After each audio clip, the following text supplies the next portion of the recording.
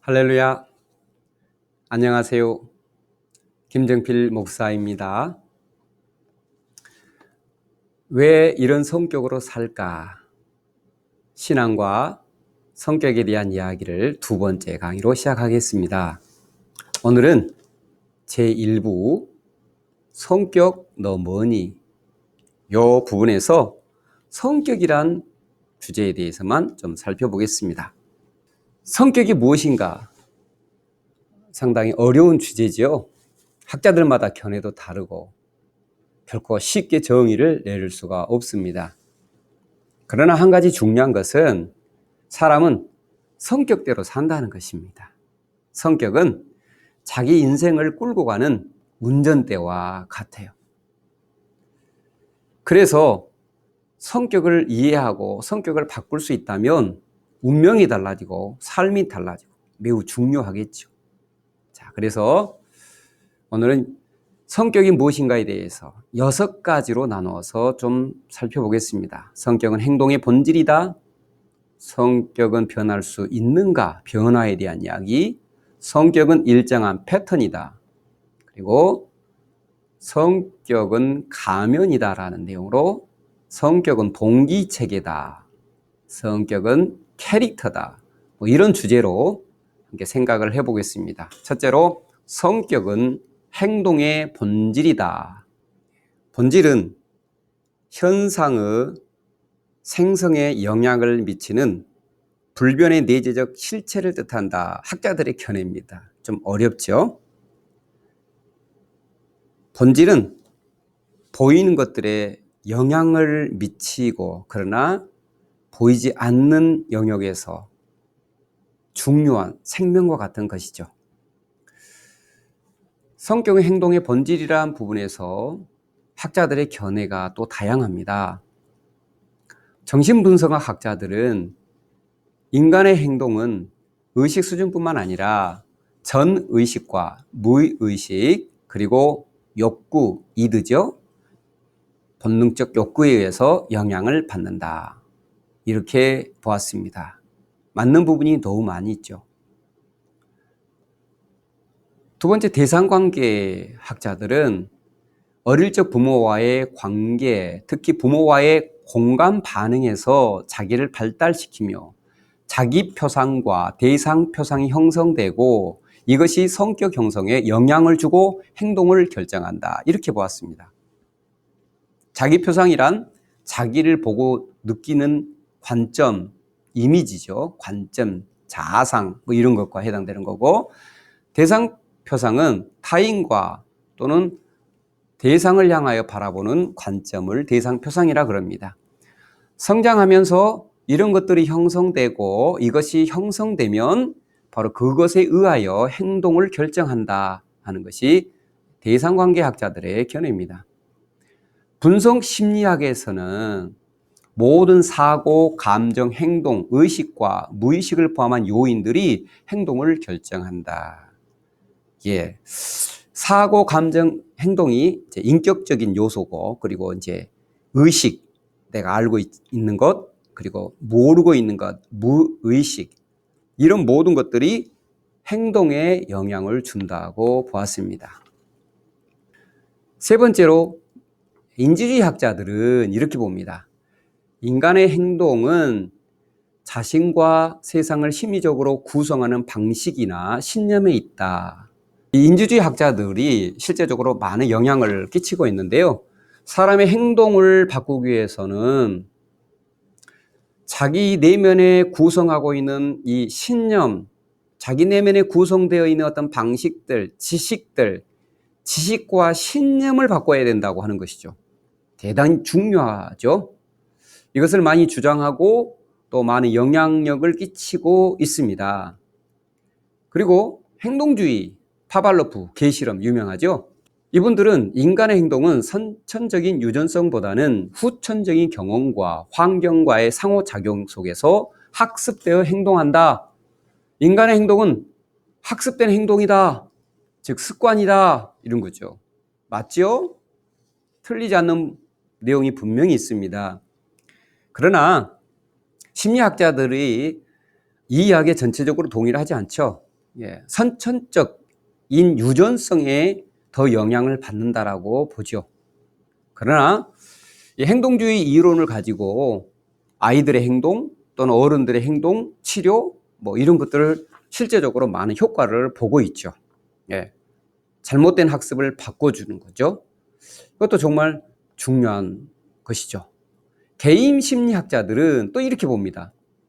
사람은 미래 목표를 향해 나아가는 존재로서 목적성이 행동의 주요 요인이다. 맞지요? 사람이 목표가 있고 꿈이 있으면 그 방향으로 나아가지요. 그게 바로 행동에 영향을 주죠. 대단히 중요하죠. 성경에도 꿈이 없는 백성은 망한다. 방자에 행한다. 아무렇게나 산다. 이런 내용도 있잖아요. 이 부분도 맞습니다. 그러나 전부는 아니겠죠. 그러면 내면 탐색 도식을 좀 한 번 더 보겠습니다. 사티어가 제시한 내면 탐색 그림이 또 전체적인 것들을 이해시켜 줄 수 있는데요. 빙산의 일각이란 말인데 눈에 보이는 건 행동이고 행동에 직접적인 영향을 주는 것은 감정입니다. 사실 지식보다 감정에 의해서 훨씬 영향을 받습니다. 그리고 감정에 영향을 주는 것은 지각, 지식 또는 욕구 이런 것이에요. 내가 어떤 생각을 갖고 있느냐에 따라서 환경은 내에게 다른 감정을 나에게 제공하고 감정에 의하여 행동을 하게 되어 있는 것이 인격적인 사이클 또 체계죠. 그러나 무의식 또는 의식과 무의식에는 내 안에 상처, 내 안에 굳은 신념 이런 것들이 또 있어요. 그래서 이런 것들이 또 인격에 영향을 주고 행동에도 또 영향을 주죠. 또 그 밑에는 본능, 살고자 하는 열망 이런 것들이 행동에 또 영향을 주고 상처, 인격 이런 부분도 영향을 주죠. 사람이 어떤 감정의 기반으로 그리고 본능적인 욕구에서 행동을 할 때 주변에서 대처 방식이 참 중요하죠. 대처 방식에 따라서 행동이 달라질 수 있죠. 자, 그래서 이런 것들을 이제 우리가 살펴보았습니다. 사람의 행동은 정말 다양한 이유가 있다라는 것을 알 수가 있습니다. 자, 그러면 두 번째, 성격은 변할 수 있어도 사라지지 않는다. 변화에 대한 부분을 좀 보겠습니다. 주변에 보면 성격은 바꿀 수 있는가? 성격은 변할 수 있는가? 이에 대하여서 변할 수 있다 주장하신 분도 있고 변할 수 없다라고 주장하신 분들이 첨예하게 싸우는 걸 보았어요.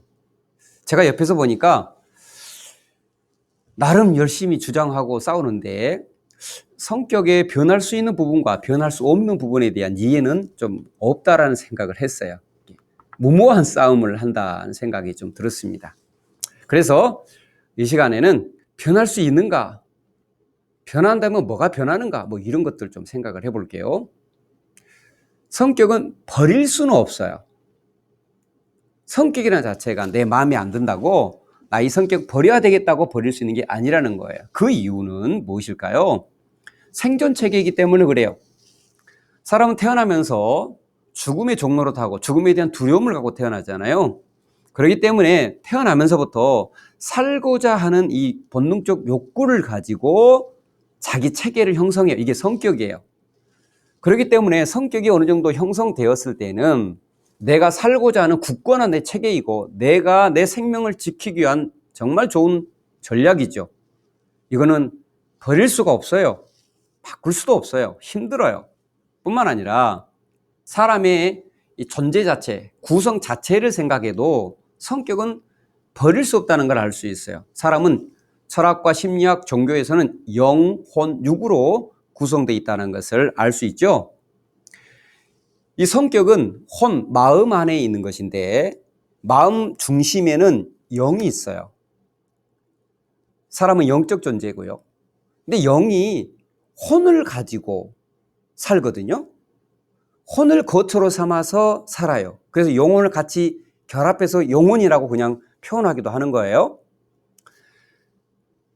영이 있으므로 사람이 존재하는 한은 혼이 없을 수가 없어요. 자기 마음을 버릴 수가 없어요. 이 마음의 영역을 제거할 수가 없어요. 그렇기 때문에 성격도 제거할 수 없는 거예요. 성격은 사라지지를 않아요. 그러면 성격은 변하는가? 변할 때가 있지요. 성격이 형성된 이후에도 언제 변합니까? 충격적 사건을 경험하면, 너무나 큰 충격을 받으면 사람이요, 그 충격으로 인해서 내가 잘못 살았구나, 또 내가 이렇게 살면 안 되겠구나, 이런 생각을 하면서 성격이 바뀌는 경우가 있어요. 또 시간이 지나면 이 충격이 좀 완화되고 그것을 잊어버리거나 무의식에 내려놓으면 또 본래 자기 성격으로 살아가는 경우가 많이 있죠. 두 번째로 환경이 변화해요. 복권을 맞았다든지 갑자기 큰 승진, 빠른 승진을 이루어서 수입이 달라지고 주변 환경이 달라질 때, 또는 사업의 실패라든지 여러 인생의 많은 어떤 실패를 경험해도 성격대로 못 살아요. 너무나 힘들고 너무나 고달퍼서 이 감정에 완전히 짓눌려서 함몰된 수준 안에 머물러 그냥 그 감정에 처져서 살아갈 때 성격도 그렇게 변하는 경우가 있죠. 세 번째로 수련 같은 것들을 하게 되면 내 안의 욕심들, 내 인생을 힘들게 하는 것이 무엇인지 마음을 살펴서 그것들을 좀 내려놓는 작업들을 하게 되면 이게 성격이 좀 바뀌죠. 종교를 가진 사람들, 또 우리 기독교인들은 하나님의 은혜를 체험하면, 신앙의 깊은 은혜를 체험하며 우리 마음이 행복해지고 욕심을 내려놓고 변화가 일어나죠. 이 변화로 인하여서 성격이 바뀌는 경우가 많이 있습니다. 물론 본질은 안 바뀌죠. 하지만 많은 경우에 은혜 받고 이 약 효과가 3개월, 6개월 이렇게 가는 경우가 많아요. 어떤 분은 뭐 일주일 가기도 하고요. 약발이 떨어지면 다시 성격으로 돌아가는 경우가 정말 많이 있죠. 어떻든 은혜 받았을 때는 성격이 분명히 변한 모습이 나오죠. 가정에서나 교회에서나 은혜 받은 성도 있으면 너무 행복하죠. 네 번째로 생존의 위협을 느낄 때에도 성격이 바뀌어요. 위험 상황, 사건, 생존의 큰 위협을 느끼면 생존에 자기 성격대로 머무를 수가 없어요. 성격과 다른 행동하는 거 너무나 자연스러운 것이겠죠. 이렇게 생존의 위협, 이런 이유들 때문에 변화가 일어납니다. 자, 오늘은 이 두 가지 주제만 먼저 살펴보았습니다. 다음 시간에는 세 번째로 성격에 대한 이야기를 더 나누도록 하겠습니다. 자, 샬롬.